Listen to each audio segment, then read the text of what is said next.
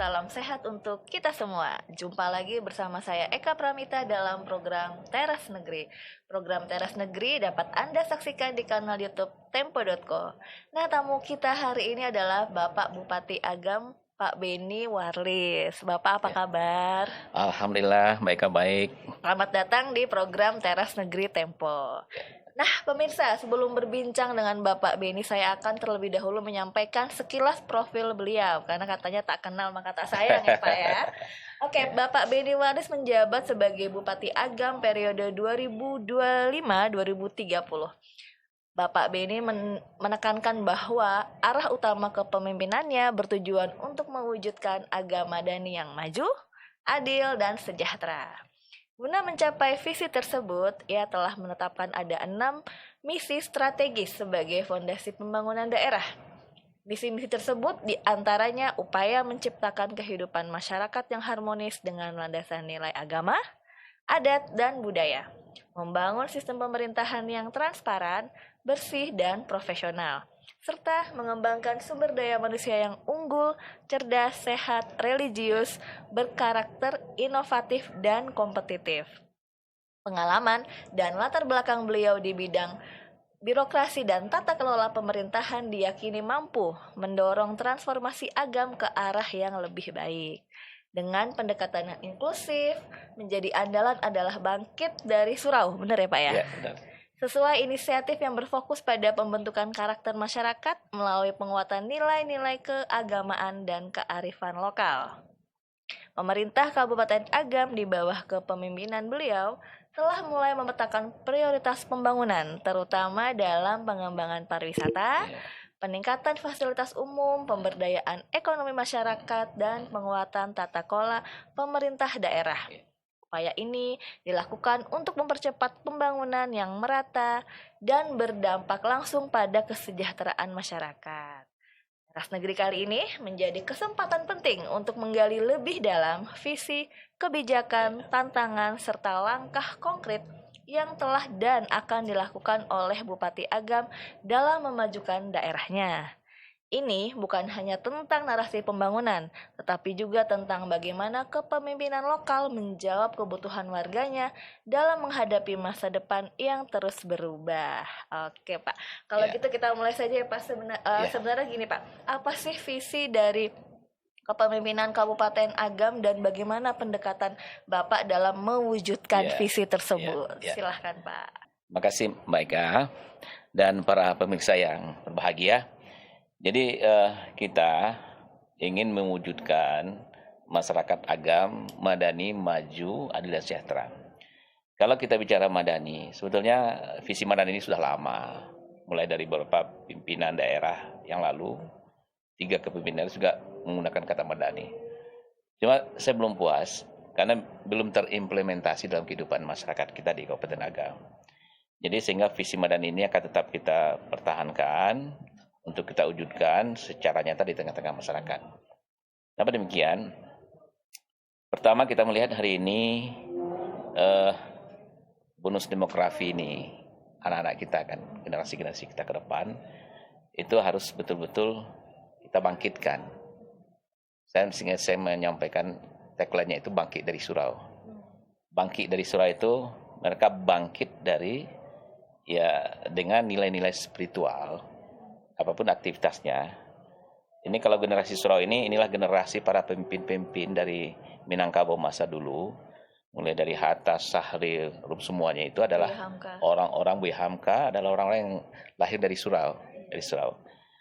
Jadi ketika bonus demografi ini, hari ini, Bapak Presiden Prabowo menggulirkan makanan bergizi gratis. Inilah kekhawatiran kita ke depan. Mungkin anak-anak kita nanti akan menjadi generasi emas itu bisa secara badannya mungkin sehat, fisiknya sehat ya, otaknya mungkin cerdas. Tapi kalau nilai-nilai spiritualnya kosong, ini yang kita khawatirkan. Sehingga jawabannya, Madani itu adalah mereka ini bangkit dari surau. Apa maksudnya? Gimana substansinya? Generasi kita hari ini lebih dimanjakan dengan gadgetnya. Mereka kehilangan tempat bermain, tidak banyak bermain. Kemudian mereka tidak banyak lagi memahami apa-apa yang diajarkan kalau di Sumatera Barat, di surau namanya. Karena di surau itu diajarkan agama, diajarkan adat, Ada. akhlak juga diajarkan di situ. Kemudian keterampilan untuk berbicara secara adat ya. Apakah namanya di sana ada perundingan persembahan, ini bahasa-bahasa di sana. Tapi intinya adalah mereka mempunyai nilai-nilai di dalam kehidupannya.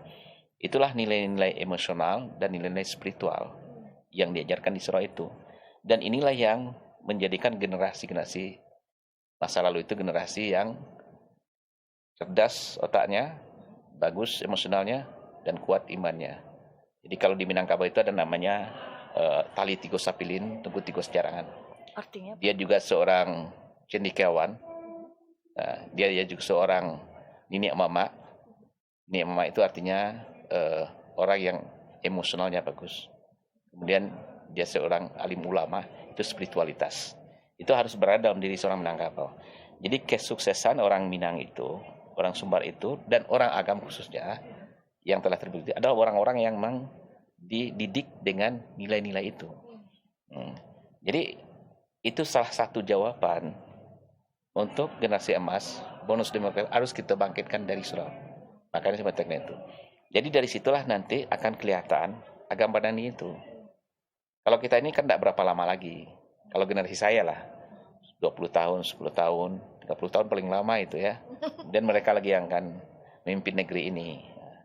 Nah, jadi makanya untuk mewujudkan itu semua, kita mulai dari mengajak mereka untuk pergi ke surau. Mudah tidak mengajak mereka ke surau? Tidak mudah. Tidak mudah. Iya, banyak itunya ya Pak. Banyak tantangannya. Nah, bagaimana cara strateginya? Saya mulai semenjak tanggal 1 Ramadan, ya tanggal 1 Ramadan sama dengan 1 Maret ya, sama. Mulai kita selesai kembali dari Magelang, retreat Magelang, saya mulai masuk kerja. Saya berpikir bagaimana caranya mengajak anak-anak kita ini untuk bangkit dari surau itu. Harus ada dulu keteladanan. Contohkan. Contohnya dari siapa? Jadi dimulai dari aparatur. Betul. Aparatur ini serendah apapun aparatnya, ASN atau P3K, ketika dia berada di masyarakat, dia menjadi tokoh masyarakat. Tokoh masyarakat akan menjadi panutan di masyarakat. Jadi ketika orang tua nanti menyampaikan, ini loh, tuh lihat itu Pak Camat, dia rajin ke masjid. Itu orang sukses kan di mata masyarakat. Juga kita mengimbau juga yang lainnya, tokoh-tokoh masyarakat yang lain. Jadi kita mulai dari keteladanan, dari aparatur, dari tokoh-tokoh masyarakat, baru kita menggiring mereka, anak-anak kita untuk bangkit dari surau. Apa yang menarik bagi mereka, kita lakukan mereka sebagaimana mereka ingin diperlakukan. Bukan sebagaimana kita ingin diperlakukan, karena mereka bukan kita. Iya, beda. Dunianya berbeda dengan kita. Apa yang mereka inginkan, kita tanya. Saya udah coba model salah satu suraunya namanya Surau Ka'bah. Saya tanya, saya buat di sana. Anak-anak Bapak maunya apa? Kami mau main futsal. Saya bikin lapangan futsal. Kami mau bikin main basket. Mereka panggil saya Inya. Inya itu ya. Saya bikin itu. Mereka bermain di sana. Anak-anak juga bermain di situ. Waktu-waktu saya kita ajak mereka. Itu caranya dulu. Strateginya seperti itu. Jadi kita tidak bisa memaksa anak-anak ini. Kemudian bagaimana dengan masjidnya, suraunya? Kita lengkapi dengan internet di situ. Wah, ya menarik tuh Pak. Ya. Nah, jadi ini akan kita kembangkan dengan namanya Nagari Creative Hub berbasis masjid. Ini program unggulan kita selanjutnya. Jadi ada ekrafnya di situ, ada hubnya di situ, dan dia basisnya masjid. Ini bangkit dari surau juga namanya. Seperti itu. Menarik ya Pak. Itu dari segi kita menetapkan nilai-nilai spiritualitas untuk generasi tadi. Nah, kita membayangkan nanti 5 tahun ke depan mereka masjid-masjid itu ramai. Hari ini kita sudah lihat di beberapa kota itu anak-anak muda kita sudah mulai. Kemarin Itikaf Ramadan saya gerakkan 24 masjid, itu separuhnya anak-anak muda yang ada di situ. Nah, itu kita terharu juga melihat mereka salat tahajud di situ, mereka ini itikaf juga di situ. Itikaf juga di situ.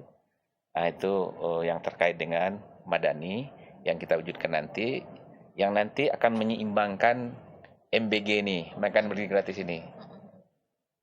Cerdas, badan sehat, otaknya cerdas, imannya kuat, kalau dia mati masuk surga. Amin.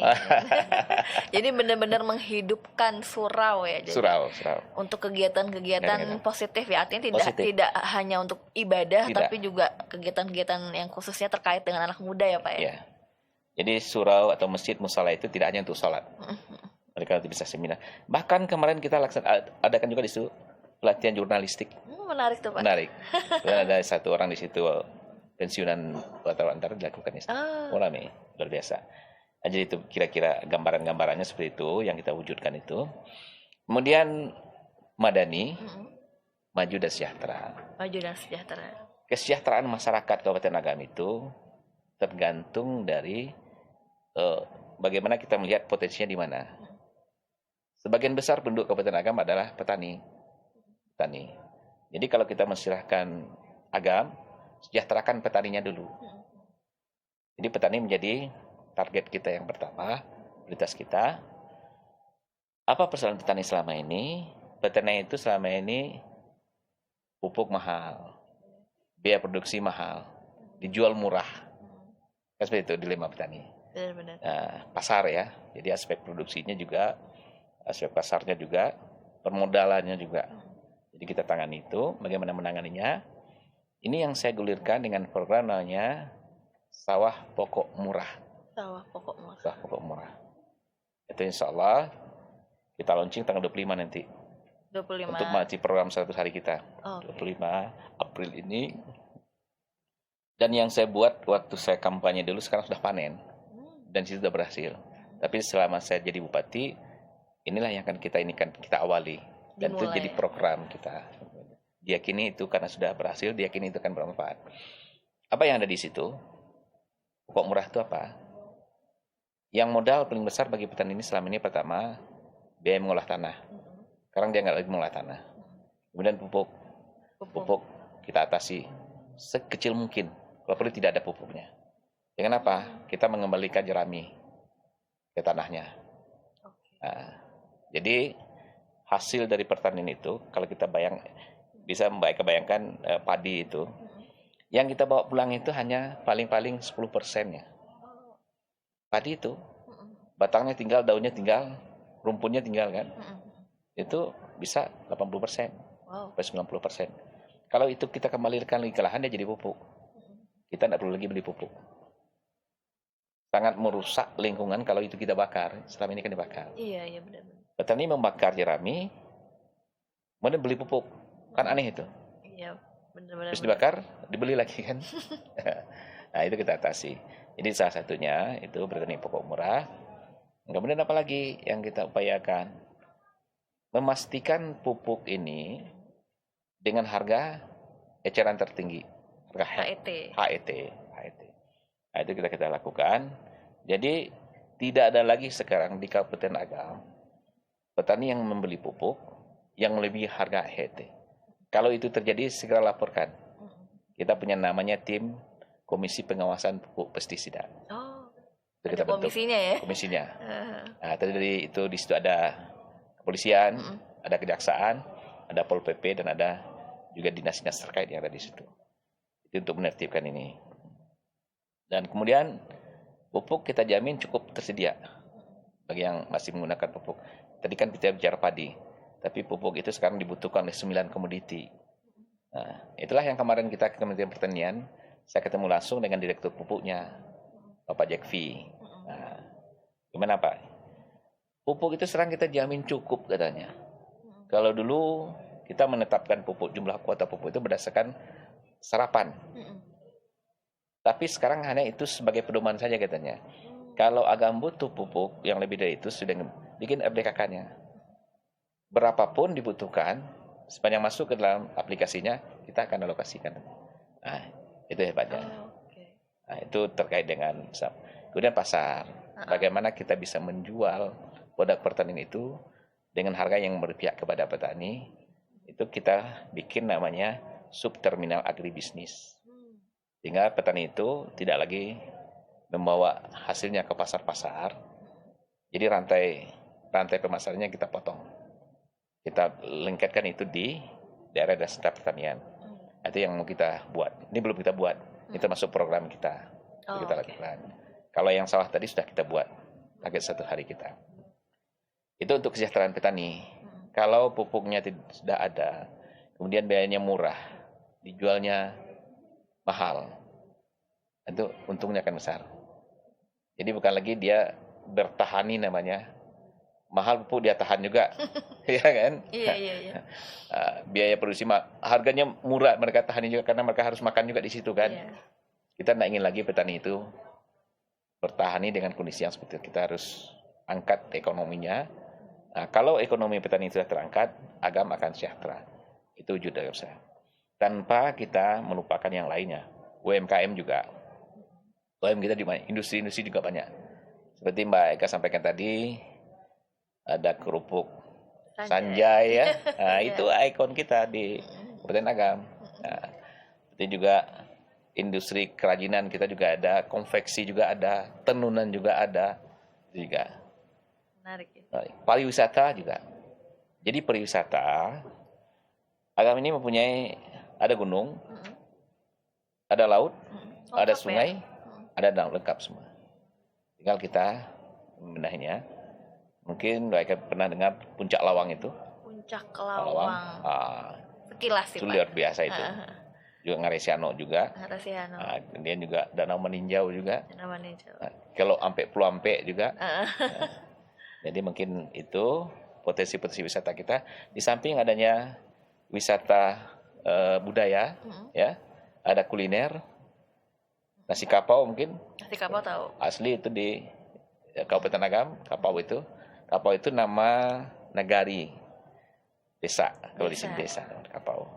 Nah itu disitulah sumber-sumber kuliner kita ada di situ. Oke, kemudian, jadi sektor pariwisata ini juga menjadi poin penting ya Pak untuk sebagai strategi pemerintah Kabupaten Agam. Nah, kira-kira apa sih Pak yang menjadi strategi untuk mewujudkan sektor pariwisata? Ini kan tadi sudah diawali dengan kita banyak nih potensinya. Lantas apa promosinya? Gitu. Jadi kita akan awali dulu. Kalau kita bisa alamnya sudah terbentang seperti itu gitu bagusnya. Bagaimana kita membenahi pariwisata itu? Kemudian bagaimana kita mengedukasi masyarakat itu akan sadar wisata. Agar bisa menerima tamu itu dengan baik, dengan ramah, agar orang senang di situ. Baru kita memasarkan produk-produk kita. Penting bagaimana orang mau datang dulu ke Kabupaten Agam, ke pariwisata Kabupaten Agam. Nah, di sanalah kita memberikan pelayanan. Kalau sekali orang datang, pelayanan kita tidak baik, orang nggak datang lagi. Iya benar. Nah, tapi kalau mungkin fasilitasnya ya, terutama MCK-nya harus bagus. MCK penting. Keramah tamahannya. Kemudian orang yang datang wisata itu bukan hanya untuk melihat, tapi juga apa yang mereka rasakan di situ, apa yang mereka nikmati di situ, dan apa yang mereka bawa pulang. Ini yang paling penting kan? Iya benar. Apa yang mereka bawa pulang, mereka tinggalkan uangnya di situ. Nah inilah sumber kita. Ekraf kita akan bermain di situ. Ekonomi kreatif kita. Dan itulah tadi apakah namanya tenunan, sulaman, kemudian handmade ya Pak ya? Iya, itu akan harus dibawa. Harus mereka tidak hanya datang ke Kabupaten Agam, tapi mereka membawa dan meninggalkan uangnya di situ. Agar ekonomi berputar gitu ya. Di situ. Tapi bagaimana dengan keterlibatan atau peran dari masyarakat lokal dalam pengembangan wisata nih Pak? Dan seperti apa nih ketika masyarakat lokal juga punya dampak yang mereka rasakan secara langsung? Ya. Jadi kita mengembangkan sekarang kan Pokdarwis. Kelompok sadar wisata itu di setiap daerah-daerah sentra wisata. Itu lokal berarti ya, orang lokal. Lokal. Kemudian kita menyuguhkan budaya-budaya kita yang cukup kaya di situ kan. Seperti seni-seni tradisional ya. Ada silat, ada randai, ada tarian-tarian itu juga untuk menarik wisata kita. Kemudian tentu menyiapkan sarana-sarana fasilitas-fasilitas wisata. Yang kita ini kan segmen kita sebetulnya kita lebih segmennya kepada religi, wisata religi. Karena yang kita bidik itu dan bukan hanya mancanegara tapi juga terutama dari Timur Tengah, kemudian juga dari Malaysia. Oh iya benar. Brunei kan mereka akan serumpu dengan kita. Religi. Target kita seperti itu. Sehingga sekarang mulai di samping wisata alam tadi kita akan dengan sarana-sarana ibadah. ada namanya Masjid Sirah namanya. Masjid Sirah. Itu di Tikung. Masjid itu atapnya merah. Oh iya. Ya. Wow. Ada namanya Surau Menarik. Ka'bah. Surau Ka'bah. Surau Ka'bah hitam, surau hitam. Heeh. Itu di Ampe Angke.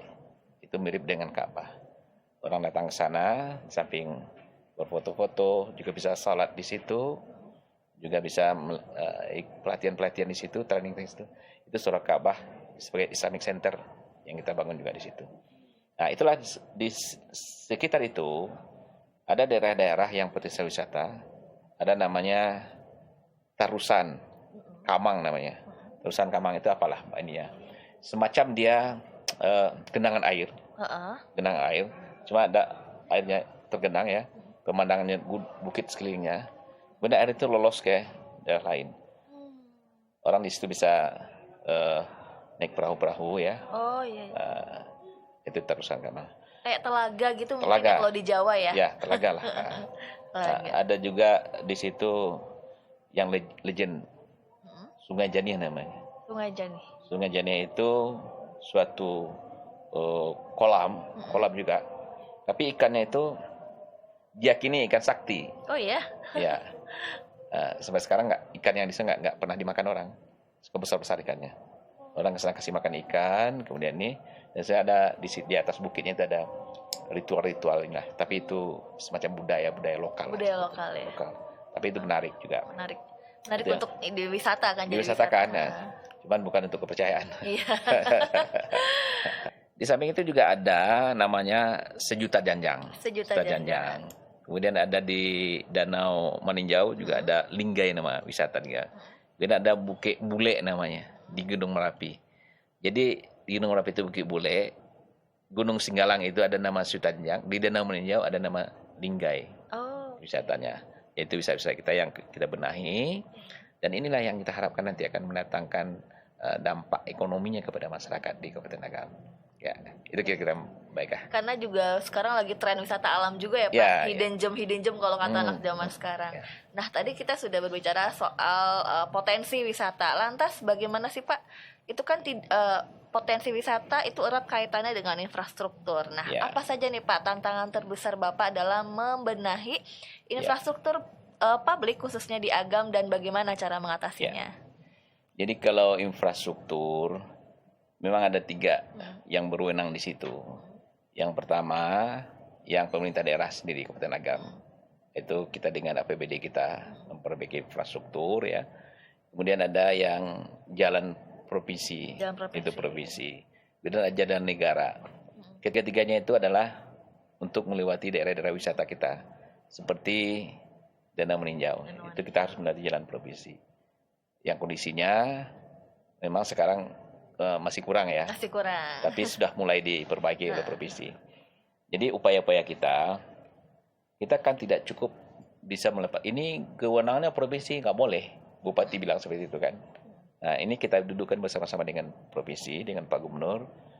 Seperti kemarin, yang jalan yang di Malala itu, sekarang sudah mulai diperbaiki. Ini jalan ke Danau Meninjau, ke Puncak Lawang, wisata. Dan jalan nasional juga seperti itu. Kan ada badan jalannya. Bersama dengan Kepala Dinas PU, kita koordinasikan. Yang sering terjadi itu, jalannya jalan nasional, kemudian dia berlubang. Kemudian laporannya tentu ke Bupati. Ya, kita nggak bisa katakan, ya nanti kita urus. Ya. Nah, diperbaiki. Sebelum masyarakat kita di Sumatera Barat ini, kalau lihat jalan yang berlubang itu bisa ditanam pisang di situ, masyarakatnya kan. Nah, ini kita koordinasikan baik. Jadi intinya, di samping kita memaksimalkan anggaran kita yang ada di APBD, kemudian juga dengan provinsi, dengan pusat, yang tak kalah pentingnya adalah pemberdayaan masyarakat kita. Kesadaran masyarakat kita untuk membenahi lingkungan-lingkungan. Karena masyarakat kita juga tidak selalu hanya membebankan kepada pemerintah. Masa di depan rumahnya sendiri dia nggak mau bersihkan misalnya kan. Nah, tapi itu kita bersama-sama mengajak masyarakat, memberdayakan masyarakat untuk menciptakan lingkungan, apakah jalan ya, kiri kanan jalannya. Ini tidak sedikit Mbak Ika, orang-orang para perantau-perantau kita yang ada di Sumatera Barat yang mereka mau terjun untuk memperbaiki infrastruktur yang ada di Kabupaten Agam, masuk badan-badan jalan itu ya. Nah, kan, jadi artinya kita tidak hanya fokus untuk APBD kita itu nggak cukup tanpa ada pemberdayaan ini akan mampu menyelesaikan. Nah, inilah kita kesadaran masyarakat untuk bersama-sama bergotong royong itu. Dilibatkan berarti ya? Dilibatkan mereka. Menarik. Nah, di Agam juga Pak kan dikenal sebagai daerah rawan bencana nih Pak, Ya, seperti gempa dan betul. longsor. Lantas bagaimana nih Pak strategi pemerintah daerah untuk memperkuat mitigasi dan Ya. respon bencana? Ya, memang Kabupaten Agam khusus ya, itu ada 2 gunung di situ. Ada Gunung Singgalang, Gunung Merapi. Jadi kayak dipeluk sama gunung ya? Gunung. Jadi yang bencana itu seringnya Gunung Merapi itu. Seperti abu vulkanik, Gunung Merapi kemarin bencana ya ini. Jadi inilah kita kembali lagi nggak bisa sendiri kita memberikan edukasi kepada masyarakat, terutama untuk mereka siap untuk menerima kondisi-kondisi yang seperti itu. Jadi mitigasi bencananya pertama yang berbasiskan masyarakat itu memberikan kesadaran ke masyarakat. Kemudian bencananya juga tidak terlepas dari kepedulian masyarakat, teman di hulu ya, di hulu. Bagaimana mereka menjaga lingkungannya, sampah-sampahnya juga seperti itu, sehingga tidak terjadi banjir yang ini. Nah, ini juga masyarakat. Kemudian yang besar-besarnya tentu kita dengan provinsi dan juga dengan pusat ya. Apa yang dilakukan hari ini khusus untuk Gunung Merapi itu pemerintah akan membuat sabodam namanya. Sabodam di Gunung Merapi itu mitigasinya. Apa tugas kita? Tugas kita di daerah menyiapkan lahannya, menyelesaikan persoalannya itu. Karena yang dibuat itu tetap saja menggunakan lahan-lahan masyarakat. Itu yang kita lakukan pendekatan ke masyarakat agar mereka bisa mengikhlaskan lah. Karena untuk maslahat bersama kan. Iya betul. Umumnya masyarakat kalau kita dekatin nggak ada keberatan. Kemudian bagaimana juga kita mensosialisasikan kepada masyarakat. Itu tugas kita. Ketika bencana datang itu mereka tidak kaget ya? Kaget seperti itu. Tidak panik juga ya, sudah tahu harus bagaimana ya Pak ya. Itu. Menarik. Oke, itu tadi dari segi sarana fisik ya Pak ya. Ya. Lantas sekarang adalah bagaimana nih Kabupaten Agam menangani isu-isu sosial nih Pak, seperti kemiskinan, pengangguran, dan stunting. Ya. Jadi itu tadi yang saya sampaikan. Kalau kita telah siapkan ya ekonominya, masyarakat sudah baik, stunting yang tadi. Kemudian bagaimana kita melakukan langkah-langkah juga preventifnya juga, terutama stunting ya. Itu dinas kesehatan itu kita seimbangkan sekarang. Bagaimana mereka juga melakukan langkah-langkah tidak hanya pengobatan, tapi jauh lebih itu mereka memberikan edukasi kepada masyarakat pola hidup sehat. Pola hidup sehat.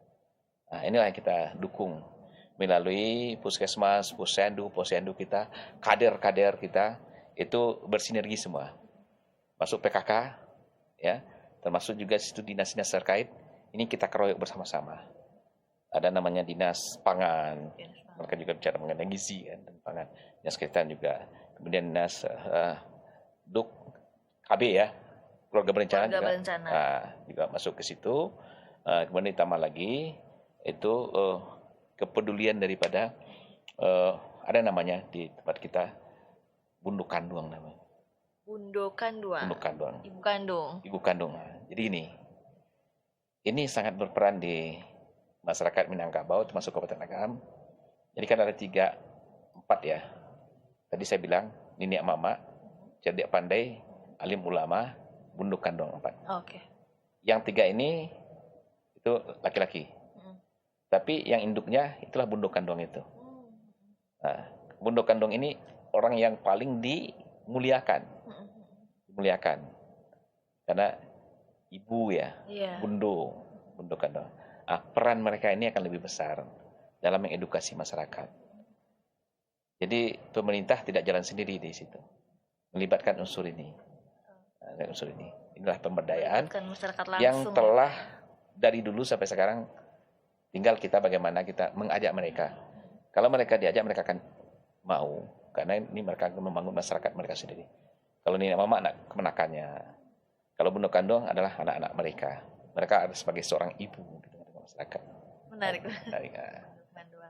Oke Bapak, nah kita beranjak ke era digital nih Pak, karena kan Iya. biar bagaimanapun digital itu juga tidak bisa dilepaskan juga untuk pemerintahan daerah gitu. Nah, bagaimana sih di Kabupaten Agam memanfaatkan teknologi untuk mempermudah pelayanan publik dan juga transparansi pemerintahan? Ya, jadi benar. Makanya kita masuk kepada digitalisasi itu tidak saja dari pengelolaan pemerintahan. Kalau pemerintahan sudah pasti sekarang, bagaimana transparansi dan semuanya itu kita lakukan melalui digitalisasi. Pelayanan-pelayanan juga, kemudian pelaporan-pelaporan juga seperti itu. Termasuk tadi usulan-usulan ke tingkat pusat juga seperti itu. Nah, di masyarakat, inilah tadi yang kami ke Kementerian Kominfo. Oh tadi barusan itu ya? Baru saja tadi. Apa yang kami keluhkan di sana? Kita masih ada 13 blank spot yang ada di Kabupaten Yang tidak bisa ada sinyal yang tidak ya? ada sinyalnya di situ. Di kecamatan kita yang jauh itu ada. Tapi ternyata dari usulan-usulan kita yang selama ini, ya udah mulai direspon oleh Kementerian Kominfo. Mereka sudah siapkan, kita masukkan waktu itu dari 13 itu sebanyak 310 titik di Kabupaten Agam. Tadi baru kita mendapatkan informasi, sudah ada 74 titik yang sudah di ini. Kemudian kita akan melanjutkan ini, minta bantuan, mereka akan membantu kita. Ini dulu yang paling penting dulu. Ketika kita bicara digitalisasi kan, ada sinyalnya, ada ininya. Itulah nanti, apakah itu sekolah agama, sekolah ini, mereka harus punya. Kemudian masjid, digital masjid namanya. Harus ada wifi-nya ya Pak? Ada wifi-nya di situ. Nah, kita bicara, nanti ada Nagari Creative Hub, berbasis masjid. Di sinilah mereka kita didik, sesuai dengan keinginan mereka tadi. Bahwa anak-anak muda kita sekarang, tanpa adanya internet, mereka enggak. Nah ini. Jadi kita siapkan semuanya itu, baru kita mau mengajak mereka untuk bisa berkreatif di situ. Itulah Nagari Creative Hub itu yang kita lakukan. Kita siapkan bersama-sama dengan, kalau kita tidak mampu, ya kita datang ke pusat. Jadi gini, baik Agam itu uangnya cuma 1,6 T. Oke. Kecil itu. Tapi saya sangat yakin semua bisa kita lakukan. Karena pusat ini punya uang. Cuma dia tidak punya daerah. Kecuali adalah kabupaten kota yang ada di Indonesia. Jadi tergantung kita mau nggak datang ke pusat. Menjemput, mengajukan, kemudian mengajak mereka untuk melihat ke sana. Karena tugas mereka kan.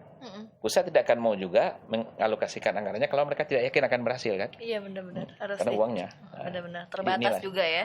Inilah salah satu tugas bupati juga. Kemudian juga provinsi. Provinsi juga tidak punya daerah, kecuali ada kabupaten kota yang ada di provinsi itu.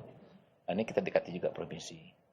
Nah, jadi boleh anggaran kita terbatas, cuma kita tidak sendiri. Kita ada provinsi dan kita ada pusat, dan kita juga punya perantau yang siap juga untuk membantu kampung halamannya. Itu kekayaan kita. Itu maka. Nah Pak, ini kan selain era digital juga kita juga memasuki era kolaborasi nih Pak, atau sinergitas. Nah, bagaimana sih Bapak nih membangun sinergitas dengan pemerintah pusat dan provinsi untuk mendukung pembangunan di Kabupaten Agam? Ya, itulah yang saya sampaikan tadi. Pertama, ketika saya, ini yang sangat luar biasa yang baru ada di pemerintahan kita sekarang. Setelah kepala daerah itu dilantik tanggal 20 oleh Pak Presiden langsung, itu baru pertama bupati, wali kota, gubernur dilantik bersamaan oleh presiden. Kemudian kita disantrikan di Magelang. Oh, yang retreat kemarin ya. Magelang iya. itu kan. Ikut juga dong Bapak dong. Iya, iya. Jadi kita di sana bicara kolaborasi, sinergi, bicara. Seluruh menteri bicara bagaimana mereka menggambarkan bagaimana program-program masing-masing kementerian yang mengorok satu titik suasembada pangan. Ini kolaborasi yang kita lihat. Dan di situ kita juga berdiskusi bersama dengan kepala-kepala daerah yang lain, bersama juga dengan provinsi. Jadi tidak ada lagi gap-gapnya itu.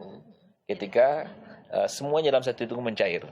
Dan inilah modal dasar yang ada di kepala daerah yang sekarang termasuk Agam. Kita ya kenal dengan menteri, kita kenal dengan direkturnya, kita dengan provinsi juga seperti itu.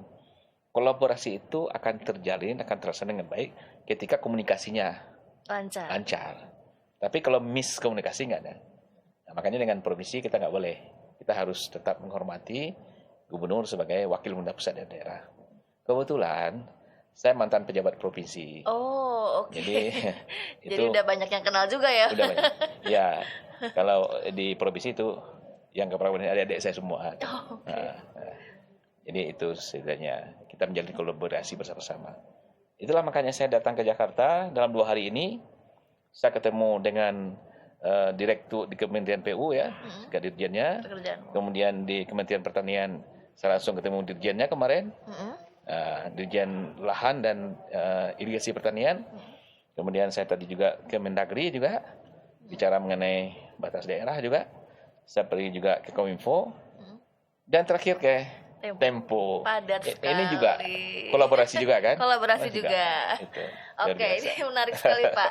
Nah pemirsa, sebelum saya menutup bincang-bincang Teras Negeri kali ini, mari kita dengarkan dulu nih pernyataan penutup atau closing statement dari Bapak Beni Warlis sebagai Bupati Agam. Silahkan Pak. Ya, terima kasih Mbak Ika, para pemirsa yang kami hormati dan kami banggakan. Jadi untuk Kabupaten Agam, untuk mewujudkan Agam madani, maju dan sejahtera itu, kita memang memerlukan suatu strategi.